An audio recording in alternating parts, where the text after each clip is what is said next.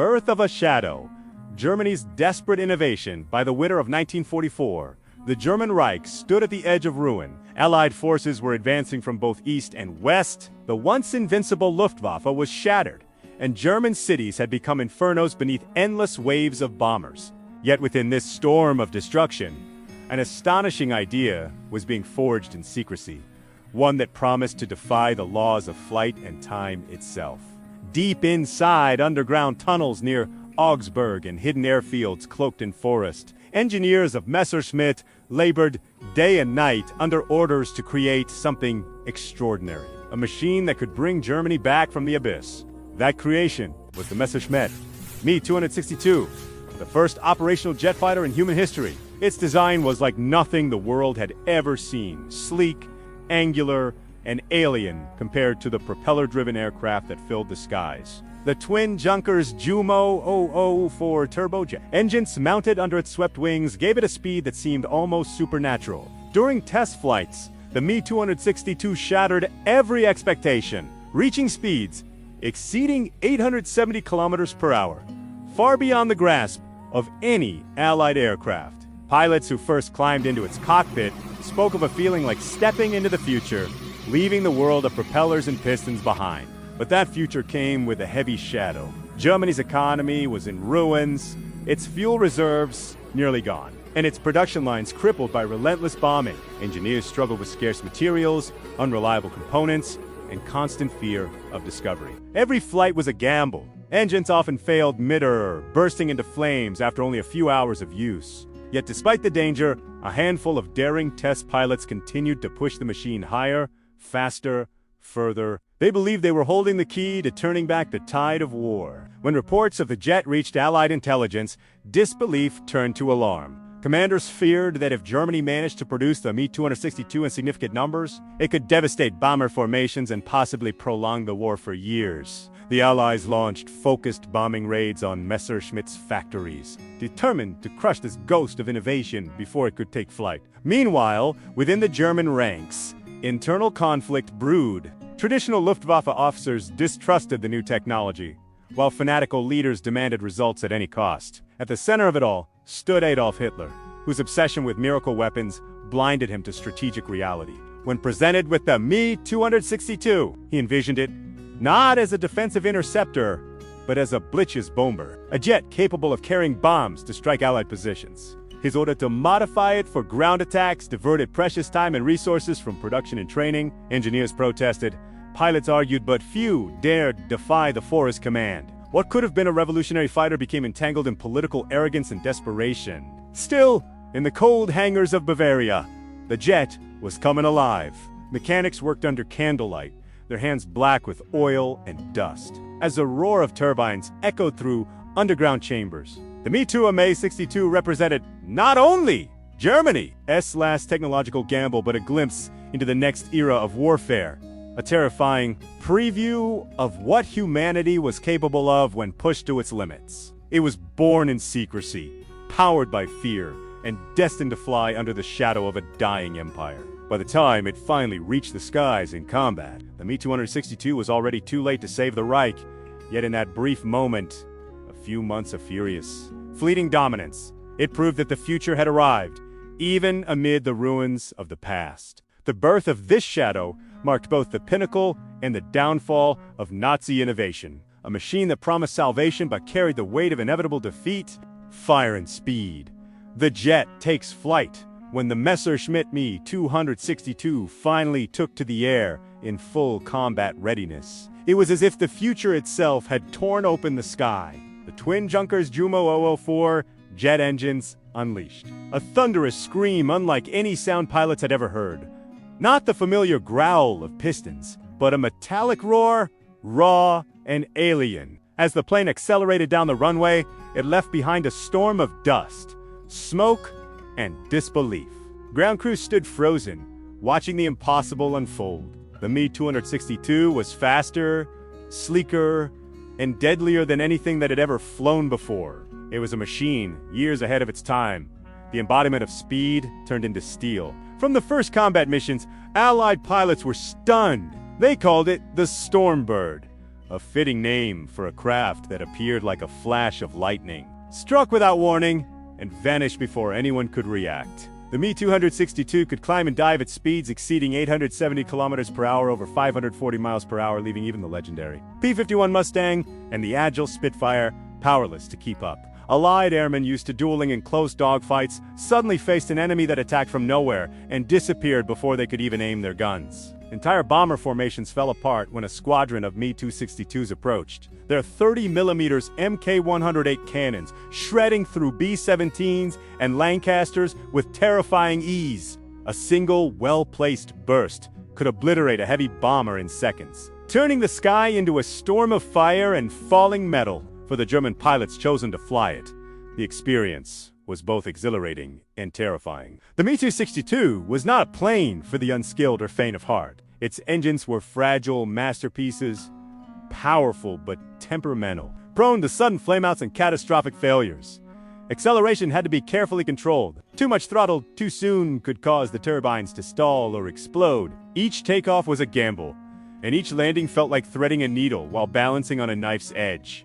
Many pilots died not in battle, but in the struggle to tame their own aircraft. It was a marvel of engineering born in a time of chaos, and chaos was its constant companion. Fuel shortages haunted every mission. The special kerosene required for the jet engines was scarce, and Allied bombers had made sure that the refineries capable of producing it were in ruins. Mechanics scavenged parts from wrecked aircraft, patching together machines with whatever metal they could find. Sometimes, a single functioning Me-262 had been built from the remains of 3 others. Pilots often took off knowing that their engines might last only a few hours more. Each flight could be their last, not because of the enemy, but because of the machine itself. Yet, despite the overwhelming odds, men like Adolf Galland, Vodicno, and Heinz Bauer embraced the jet with fierce pride. They saw it not as a weapon of desperation, but as a glimpse of what could have been the dawn of a new era in flight. Galland famously said, "It was as if an angel was pushing you." The Me-262 gave these men one final moment of superiority in a war they knew was already lost. They flew, not for victory anymore, but for legacy, to show the world what German engineering could achieve even in the twilight of the Reich.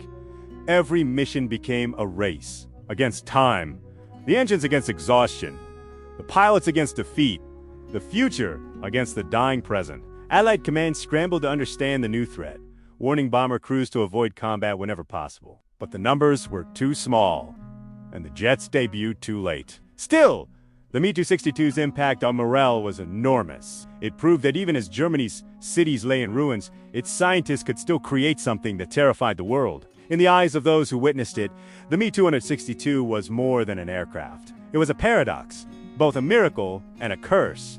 A symbol of genius born from despair. When it streaked across the horizon, it carried not just bullets, but a message. The age of jet warfare had begun. Even amid fire and ashes, humanity had taken its first step into a faster, more dangerous future.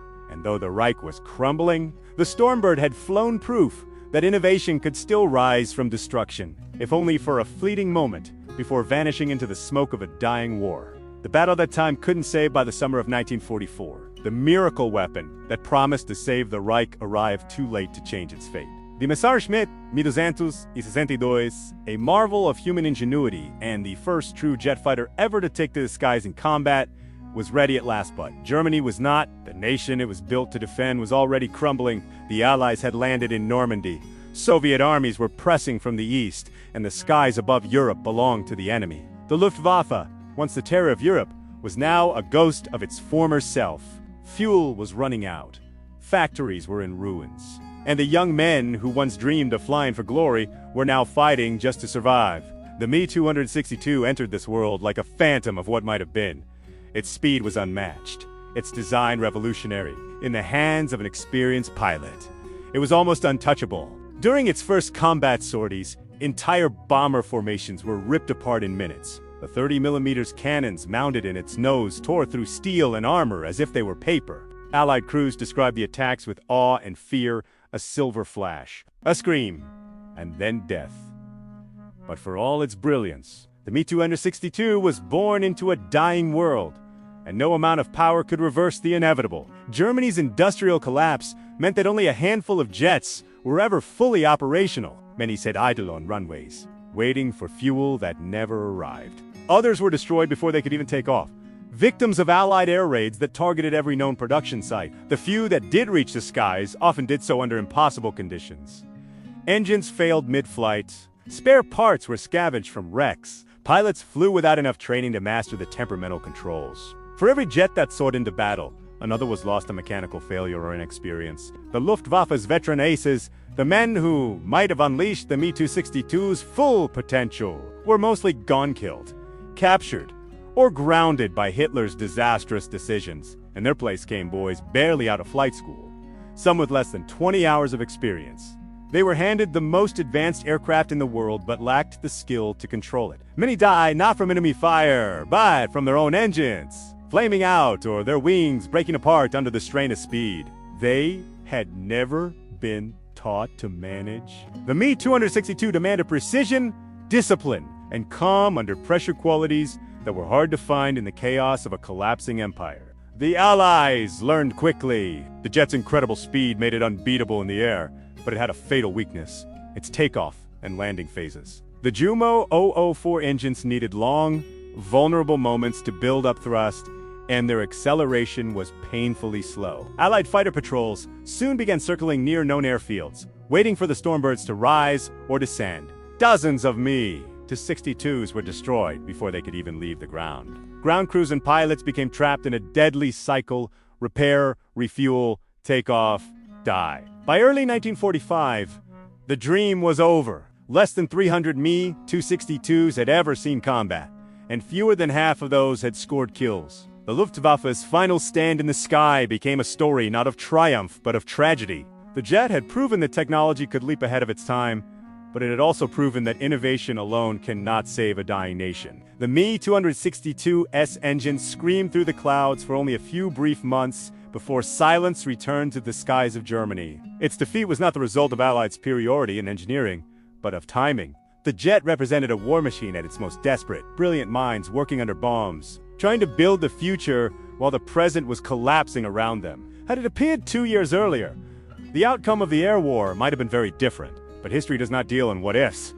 The Me-262 was destined to be a legend of lost potential, a masterpiece created in the final hours of madness. It was the battle that time could not save, a triumph of design buried beneath the weight of circumstance. In its brief, burning existence, the Me-262 became a symbol of both the limits of human ambition and the tragedy of a war that devoured everything, even its own miracles. The jet that could have changed history instead became a ghost of it, a reminder that even the most advanced weapon is powerless when history itself has already chosen its course. From Nazi secret to global revolution, when the guns of World War II finally fell silent in 1945. The ruins of the Third Reich concealed more than shattered cities and broken armies. Hidden in hangars, tunnels, and abandoned airfields lay the remnants of an idea that had outrun its time: the Messerschmitt Me 262 to the victors. This strange, sleek machine looked like something from another world. Its curved wings, twin-jet engines, and deadly efficiency represented a leap in technology that defied belief. The race to seize its secrets began almost immediately. Allied soldiers and engineers scoured Germany like treasure hunters, gathering blueprints, prototypes, and captured aircraft. The Me-262 became one of the most sought-after prizes of the post-war era. Teams from the United States, Britain, and the Soviet Union worked around the clock to dismantle the surviving jets and ship them home for study. Each nation saw in the Me-262 not just a weapon of the past, but a key to the future of flight. The competition to unlock its mysteries would soon define the next generation of aerial warfare. In America, the lessons of the Me-262 were quickly absorbed. Engineers at Bell and North American Aviation pored over its engines, wings, and aerodynamic systems. They were astonished by the German understanding of high-speed airflow and jet propulsion, concepts that were still in their infancy elsewhere. The knowledge gained from the Me-262 directly influenced the design of the Lockheed P-80 Shooting Star, and more famously, the F-86 Sabre, A jet that would dominate the skies only a few years later, its swept-wing design and high-speed stability were echoes of German innovation, reimagined in American form. Across the Iron Curtain, the Soviets were doing the same. They had captured their own Me-62s and several of the engineers who had worked on them, under the direction of brilliant designers like Artem Mikoyan and Mikhail Gurevich. They transformed German jet science into the MiG-15, a powerful fighter that would challenge the West heading when the Korean War erupted in 1950. These two descendants of the Me-262, the American F-86 and the Soviet MiG-15, met in the skies for the first time. It was as if the spirit of the German jet had been split in two, reborn on opposite sides of the Cold War. For the pilots of the new era, the experience was astonishing. Jet combat was faster, more brutal, and more unforgiving than anything their predecessors had faced. Gone were the days of turning dogfights at propeller speeds. Now, battles lasted seconds, not minutes. The world had entered a new age. The jet age and its birth could be traced directly to the experiments of desperate German engineers in the final years of Hitler's war. The irony was impossible to ignore. The same technology that had been meant to save the Nazi Empire now powered the militaries of its conquerors. Operation Paperclip, the secret U.S. program that brought hundreds of German scientists and engineers to America, accelerated this transformation. Among them were experts in aerodynamics and propulsion who had worked on the Me-262 and other advanced Luftwaffe projects. Their insights helped push aviation far beyond what anyone had imagined possible in 1939. The jet engine that had once symbolized Nazi desperation became the foundation of the modern world. SE air power. The roar that once echoed over a dying Reich now thundered across continents as nations competed for supremacy in the skies. Even in civilian aviation, the influence was unmistakable. The understanding of jet propulsion, wing design, and altitude performance gathered from the Me-262 laid the groundwork for the first passenger jets that would shrink the world in the decades to come. What had begun as a weapon of war evolved into a symbol of progress, globalization, and human ambition. The Me-262's legacy is one of bitter irony. Its creators dreamed of saving their collapsing empire through speed and innovation. Instead, their work ignited a technological revolution that reshaped the planet, but for the benefit of their enemies. Every jet that streaked across the sky after 1945 carried within it a fragment of the Stormbird, a silent echo of the engineers who built it in the darkness of a dying world. The Me-262 did not save Nazi Germany, but in an unintended twist of fate, it changed the course of human history. It marked the end of one world and the beginning of another. A world defined by speed, power, and the relentless pursuit of the skies. The jet that once rose from the ashes of the Reich had become the spark that set the modern era ablaze. Legacy of the Stormbird today. Only a handful of Messerschmitt Me-262s remain silent. Gleaming relics displayed in hangars and museums across the world. Some are original survivors, painstakingly restored after decades of decay. Others are meticulous reconstructions, built by passionate engineers and historians determined to resurrect the legend. Standing before one, you can almost feel the weight of its history, a paradox of beauty and terror, progress and tragedy. The cold, metal skin reflects the light like a mirror from another era, an era when desperation gave birth to innovation, and when the sky became both sanctuary and graveyard. To see a Me-262 up close is to confront a moment when humanity took a leap forward into the unknown. Its shape still feels futuristic. The swept wings, the slim fuselage, the dual engines positioned with perfect symmetry. It doesn't look like something from 1944. It looks like something from decades ahead. And in many ways, it was every jet that followed owes a debt to the Stormbird. From the F-86 Sabre and MiG-15 of the 1950s to the supersonic F-22, Raptor, and Eurofighter Typhoon of today.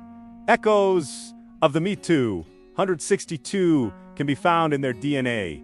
Its revolutionary design reshaped the way engineers thought about aerodynamics, thrust, and speed. But the Me-262's legacy is not just technical, it is deeply human. It embodies the dual nature of innovation, the ability to create marvels of science in the service of destruction. The men who built it were not heroes or villains in the simple sense. Many were brilliant young engineers driven by curiosity, trapped inside a war they did not control. They dreamed of flight, of breaking limits, even as the world around them collapsed.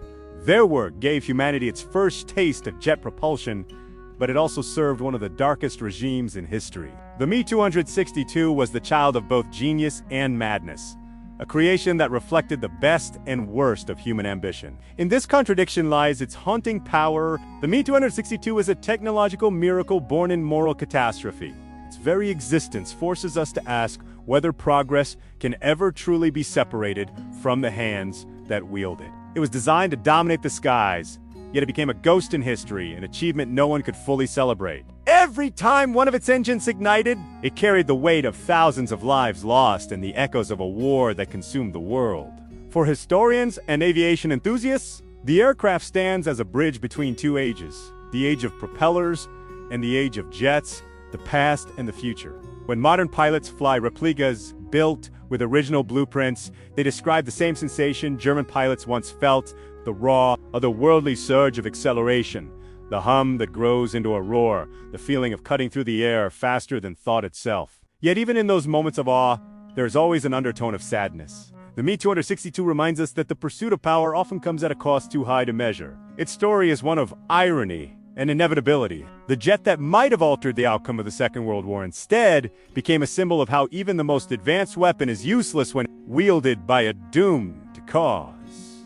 Had it arrived 2 years earlier, it might have extended the war, perhaps even shifted its course. But fate, circumstance, and hubris conspired to ensure that the Me-262's brilliance would come too late to matter. The Stormbird soared, but the storm it was born into had already consumed everything. And yet, in a way, it did change the world. Not through victory, but through influence. Every time a modern jet fighter tears across the sky, it carries within it a trace of the Me-262's spirit. The jet age, space exploration, supersonic travel, all these chapters of human progress trace their lineage back to that single machine that first broke through the limits of speed while the world burned below.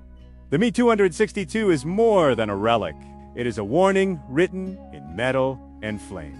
It tells us that brilliance without conscience leads only to ashes. But it also tells us that even in the darkest of times, the human drive to innovate endures. The Stormbird's wings may be silent now, but its shadow stretches across the skies of history, a reminder that technology can change the world, yet never escape the hands that shape it